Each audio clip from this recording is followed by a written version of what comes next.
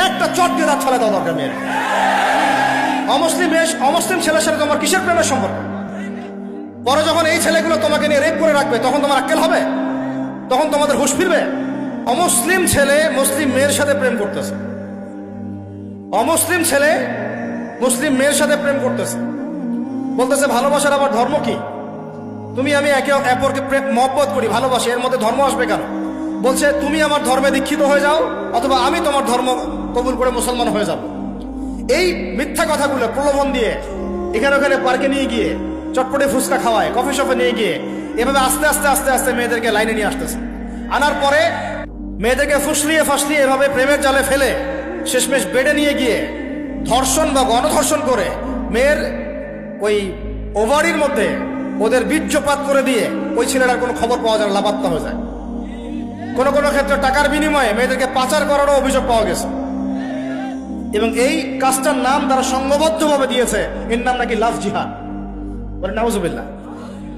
এবং বীর দর্পে ফেসবুকে পোস্ট দিচ্ছে, আজকে অমুক মেয়ের এটা করলাম, আজকে তমুক মেয়ের এটা করলাম।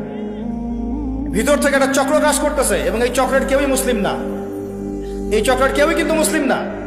বাইরে আবার পরিচয় দিতে পারে যে আমি মুসলিম, আমার নাম অমুক, নাম পরিবর্তন করে মুসলিম মেয়েদেরকে ফুসলিয়ে ফাসলিয়ে এই জেনার ফাঁদে ফেলে ওর পিছনে কিছু টাকা খরচ করে কিছু সময় দিয়ে ওকে প্রয়োজনে ঘুমের ওষুধ খাওয়ায়, প্রয়োজনে আবার জাদুটোনা করে, বান মারে, ওকে ওকে তাবিজ কবজ করে বিছনায় নিয়ে এসে ধর্ষণ বা গণধর্ষণ করে ওই ভিডিওগুলো দিয়ে পরে ওকে ব্ল্যাকমেইল করে, পরে ওর কাছ থেকে টাকা খাওয়া শুরু করে।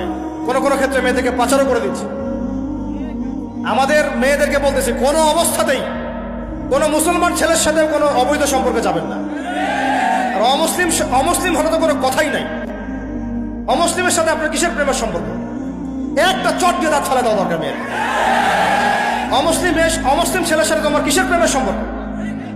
পরে যখন এই ছেলেগুলো তোমাকে নিয়ে রেপ করে রাখবে তখন তোমার আক্কেল হবে? তখন তোমাদের হুঁশ ফিরবে? তখন এসে আমাদের কাছে মেসেজ করতেছে আমার এই সমস্যা হয়েছে, আমাকে এখন আমি কি করবো বলেন? আমাদের ওয়াইফদের কাছে মেসেজ করে এরকম এরকম হয়েছে আমার সাথে, আমরা কি করবো বলেন? তোমাকে কে যাইতে বলছো এই ছেলের কাছে? তুমি তোমার ইজ্জত ওখানে, তুমি তোমার পায়জামা কিভাবে খুললা সেখানে,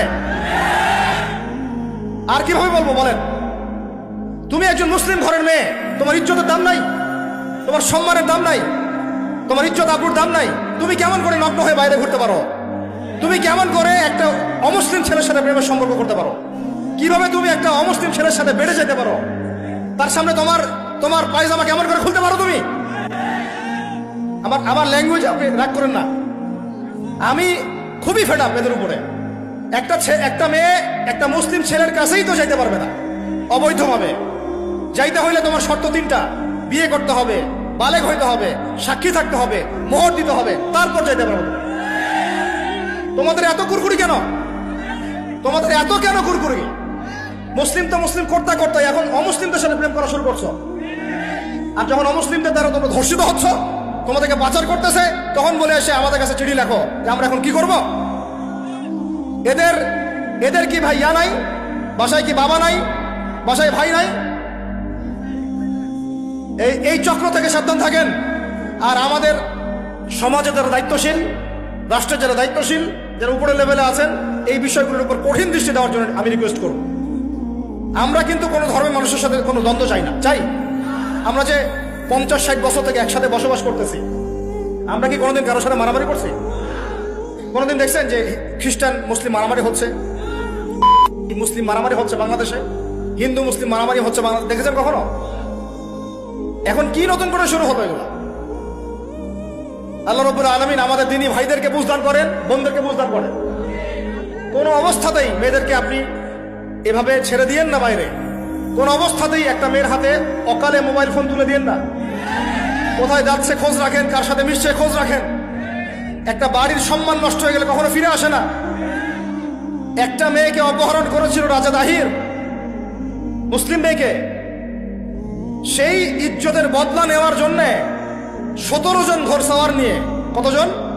মাত্র 17 জন ঘোড়সাওয়ার নিয়ে মোহাম্মদ বিন কাসিম এই সিন্ধুর রাজা দাহিরকে আক্রমণ করে ওই জায়গায় পরাজিত করেছিল।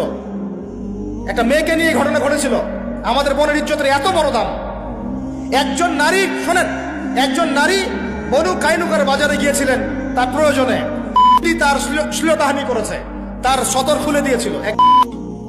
এটা দেখে একজন মুসলিম ভাই সেখানে থাকতে না পারে ওই ইহুদির গর্দান নামিয়ে দেয়।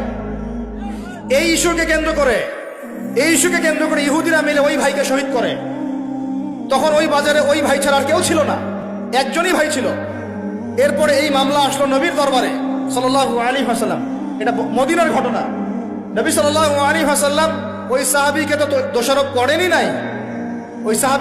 করেন নাই, বরং নিজে বর্ম পরে অন্য সাহাবীদেরকে বলেছেন তোমরা বের হও, আমরা বনু কাইনুকা আক্রমণ করবো, ওকে এখান থেকে বের করে দেব। একজন দিনী বোনের ইজ্জতের বদলা নেওয়ার জন্য পুরো বনু কাইনুকার সাথে যুদ্ধ হয়েছে। আর আমাদের বোনরা স্বেচ্ছায় ইজ্জত বিলি দিচ্ছ। তোমরা হচ্ছে মাটির তলে চলে যাও, তোমাদের বেঁচে থাকার চেয়ে মাটির তলে চলে যাও। তোমরা নিজেরা স্বেচ্ছায় ইজ্জতের বিসর্জন দিচ্ছ। আমি ইয়াং ছেলে পেলেদেরকে বলছি, ভাই আমরা আসছি আল্লাহর ইবাদত করতে, এখানে আল্লাহর দিনকে জিন্দা করতে, আল্লাহর দিনকে সমাজে কায়েম করতে। জিনার সাথে আমাদের কি সম্পর্ক থাকতে পারে? পর্নের সাথে আপনার কি সম্পর্ক থাকতে পারে? আপনার আমার এরকম হারাম সম্পর্কের সাথে কি সম্পর্ক থাকতে পারে? এগুলো কোনো অবস্থাতে আমরা ধার কাছে যাবো না ইনশাআল্লাহ। আল্লাহ রাব্বুল আলামিন আমাদের ভাইদেরকে বুঝদান করেন, বোনদেরকে বুঝদান করেন। আমি যা বলেছি আমাকে আমল করার তৌফিক দান করেন, আপনাদের সবাইকে আমল করার তৌফিক দান করেন। তাই শেষ কথাগুলো হচ্ছে এই যে শিরক আর এই যে কুফর, এই হারাম, এই জাহেলিয়াত, এই নোংরা শেকড়, এগুলো এখনো দূর হয় নাই। এগুলো দূর করতে হলে আমাদেরকে বুঝতে হবে শিরক কত প্রকার, কি কি, তাওহীদ কাকে বলে, কত প্রকার, কি কি, সুন্নাহ ভিত্তিক জীবন গড়া, ইলম অর্জন করা, উলামায়ে কেরামের কাছে এসে সোহবতে থাকা, হালাল খাওয়া, নিজেদের পরিবারের যত্ন নেন, পরিবারকে নিয়ন্ত্রণ করেন, সৎ কাজে আদেশ করেন, অসৎ কাজে নিষেধ করেন। আল্লাহর ওয়াস্তে দিনের এই মেহনত, এই দাওয়াতের মেহনতে আপনিও কাফেলায় শরীক হন এবং আপনার জান, মাল, সময়, শ্রম যা আছে ভাই, এগুলো দিয়ে আমরা দিনের খেদমতে আল্লাহর জন্য নিজেকে ওয়াকফ করে দিই।